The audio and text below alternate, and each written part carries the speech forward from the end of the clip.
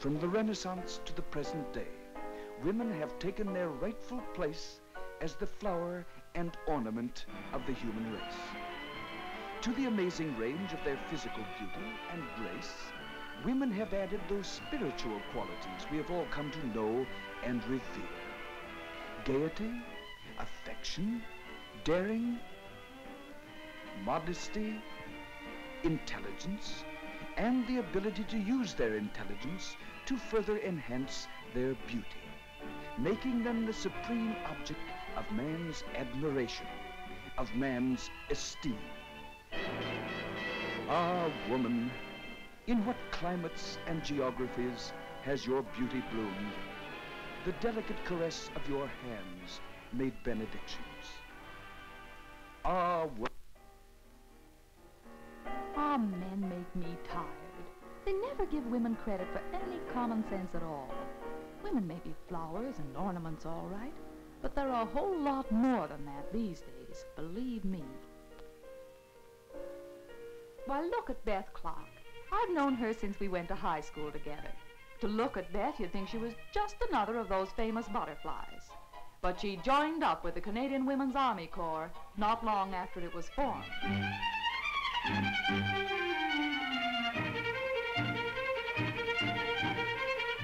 She was telling me all about it only last week, about her first day as a recruit, signing up at the recruiting office.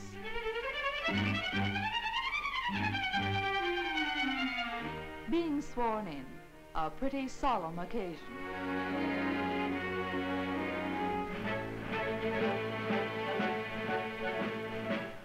Arriving at barracks along with a dozen or so other girls, new like herself. The issuing of uniforms and equipment, one of the first big thrills a girl gets when she joins up.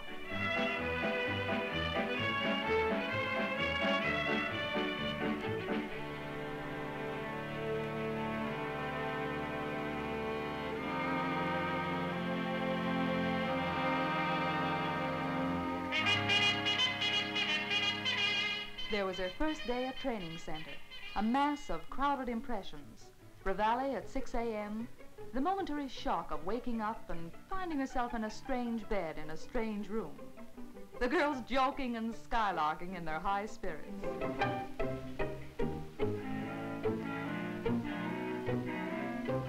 Showers and a dab of powder in the ablutions room, as they call it. Then her first morning of drill. A bit hard at first on legs not used to it, a bit confusing for brains not accustomed to split-second reactions to spoken commands. Pulling on those grim-looking contraptions for gas drill in a special gas chamber, where they finish by ordering all clear and giving you a few whiffs of tear gas so you'll know what it feels like.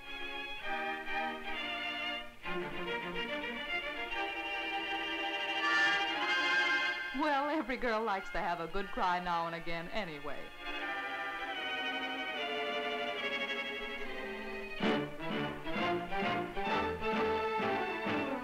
Dinner in the mess hall, with a chatter of hundreds of girls busily swapping stories on new experiences, comparing notes on their new jobs and the experiences yet to come.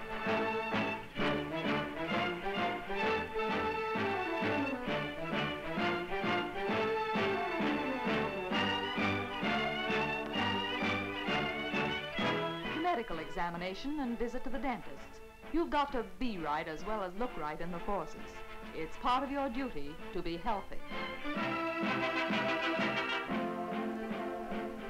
And with shining teeth and a crisp new uniform, there was her first services dance at the recreational center. Good company and good music. Beth said she met some swell fellows there and enjoyed herself more that night than she had for many a moon. She hadn't joined the Army to have a good time, but I guess they figure it's important in its way. A good time, I mean.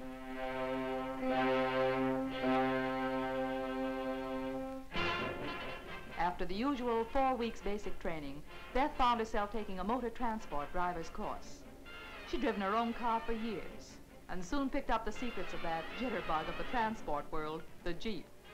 The testing ground proved almost as tough a proposition for the instructor as it did for Beth, and they make them plenty tough.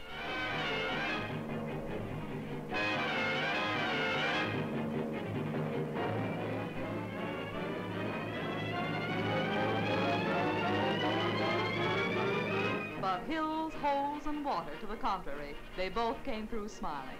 Although Beth said the instructor hated losing his hat and a bit of his dignity. When she'd passed her driver's test, Beth took over a full-time job from a man, releasing him for a more important job, perhaps overseas. Girls of all the services are doing this every day.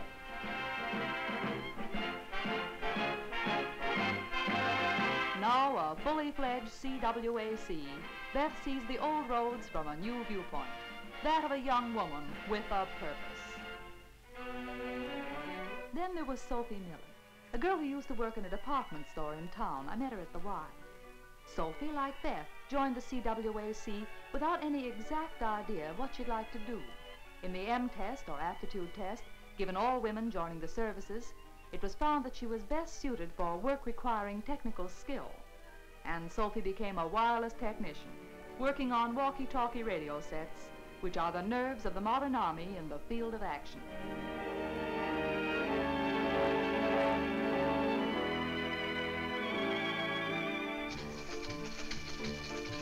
You can imagine how tickled Sophie was when on a 48-hour leave, she found her father with his radio sets scattered around on the living room carpet and fast making scrap metal out of it.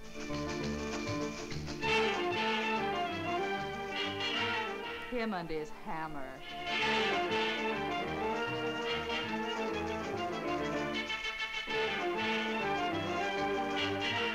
Sophie put her army training to good use, and with a few deft twists of the wrists, had Pa's radio together again and working in no time.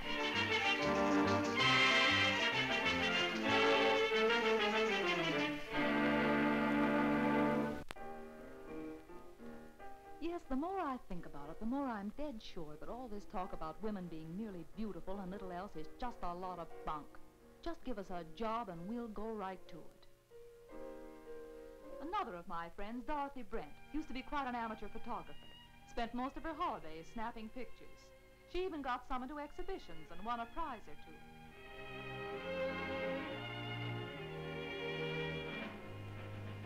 Late last year, she joined the Royal Canadian Air Force to train in the photographic section. Dorothy explained that photography was taught to groups in the RCAF, the girls going through the motions all together of focusing, checking exposure, and loading. She said you learn surprisingly quickly this way to work methodically and precisely.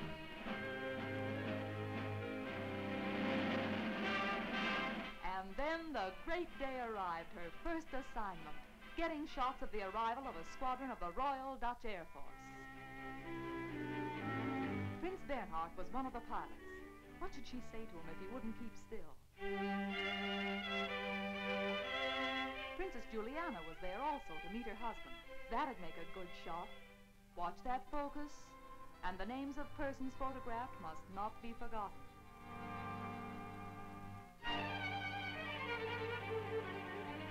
Then those uneasy minutes in the darkroom where she developed her own negatives and made her own prints. Had she covered that assignment well? Would her pictures tell a good story?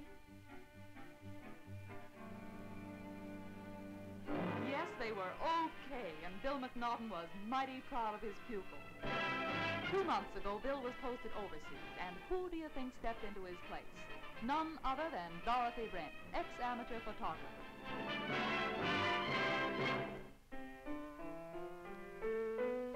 Myra Lockridge was a school teacher, and a good one, too.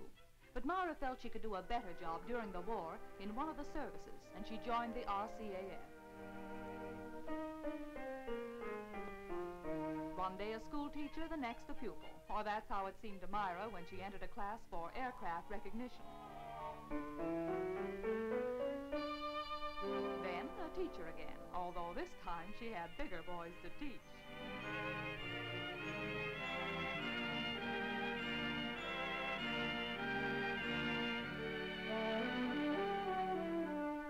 Aircraft recognition is taught by projecting silhouettes of airplanes onto a screen for as little as 1/20th of a second. Fighter pilots flying at 400 miles an hour must be able to quickly identify any other aircraft that may roar into their line of vision. That's why Myra's job is so important, and she loves it. I've got to stop this daydreaming or Mary'll catch me still not dressed. Gee, look at that picture of Cecile Lebet. Cecile used to be on the newsstand in a Quebec hotel. Swell girl. I met her only recently where I worked. And Helen Adamson, too. She used to be a librarian in Toronto, in the reference department, as a matter of fact. Helen has more facts at her fingertips than almost any girl I know. Then there was Catherine Story, an art student in her spare time who kept house for her family. Made a sort of double career for herself. These three girls, Catherine the artist, Helen the librarian, Cecile the salesgirl, all decided to join the Women's Royal Canadian Naval Service around about the same time last year. They went for their training to the Wren Training Center at Galt, Ontario, along with hundreds of girls from all walks of life and from all parts of the Dominion. There's nothing like basic training for taking those few extra pounds off your hips and for showing you what you can best do with your mind and muscles. Those first days were helter-skelter and lots of fun. But out of that bunch of raw recruits came in a few short months a smart, well-trained group of Wrens, fully equipped for full-time jobs in the naval service. Helen, the librarian, worked as a plotter in the chart room at Naval Headquarters in Ottawa. An important and exciting job, but pretty typical of a good many in all three services.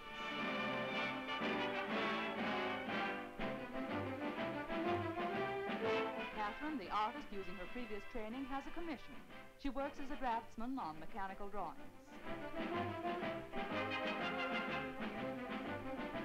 Cecile, the newsstand assistant from Quebec, chose drafting too, so that although she'd had no previous art training in civilian life, she found herself doing much the same sort of job as Catherine. It may be quite a journey from cigarettes to set squares, but Cecile soon settled down after being shown the ropes to a new career in the drafting room of the Naval Operations Division.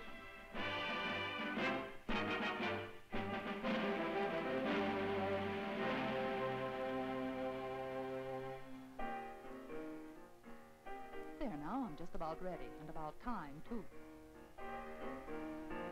No creases in the uniform? Tie straight? Hair's okay, I think. Next, the hat. The only exclusive model in the world that's worn by 3,000 women, and no hard feelings. Here's Mary. We'll have to hurry to be at headquarters on time. Well, here go two more ornaments of the human race to work. Activity, interest, variety. These are the key words of the life of 25,000 women in Canada's armed forces. In all-round training, the crisp patterns of drill teaches them discipline and coordination. Bodies are kept fit by scientifically planned physical training and group exercises. To the CWAC, the Wren, and the WD, these are as important as her job.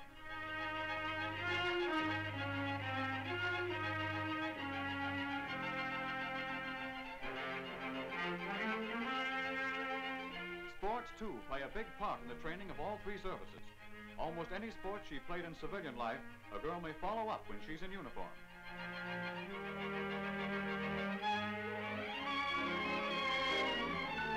And for recreation, the nationwide organization of the armed services provides every chance for lively social life.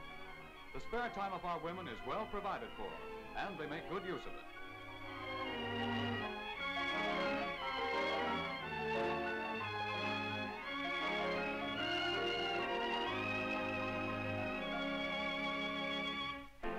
And on formal full-dress occasions, our women meet distinguished Canadians and visitors from other nations.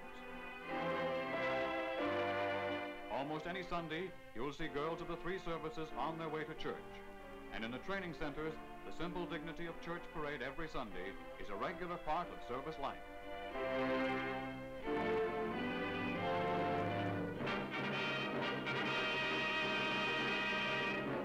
But today, of prime interest to the women of the services are their jobs. These are many and infinitely varied. Every woman has plenty of choice if her mind is not already made up. From gardening, the Wrens, for instance, raise most of their fresh vegetables at the training centers, to office work and stenography, duties which are performed by Wrens, CWACs, and WDs alike. In Canada's Army, whose striking power is so closely geared to the machine, women play an important part as technical experts. Jobs once the property of men, now performed equally well by women. And that traditional activity, dear to the hearts of all women, cooking, is common to all three of the women's services, as is the man-sized job of transport driving, where practically every type of modern motor vehicle is handled. In the Royal Canadian Air Force, women's jobs, apart from clerical and organizational work, are also of a technical nature. These jobs the members of the Women's Division have handled with consistent skill and adaptability. The safety and effectiveness of our forces rest on the new and exciting work performed so conscientiously and brilliantly by Canadian women.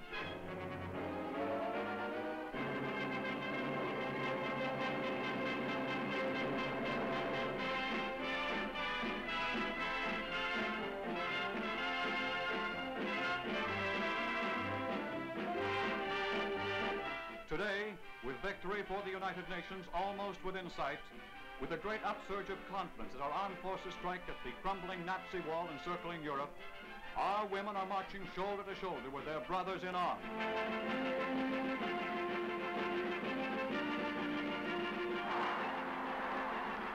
Behind the great embarkations of troops for the fighting fronts, troops equipped with guns and supplies, with knowledge and courage for their gigantic task, behind them are the women of our nation. They, more than ever before, have realized in their day-to-day work not only a sense of personal fulfillment and development, but a fuller sense of participation and pride in the very life and destiny of Canada.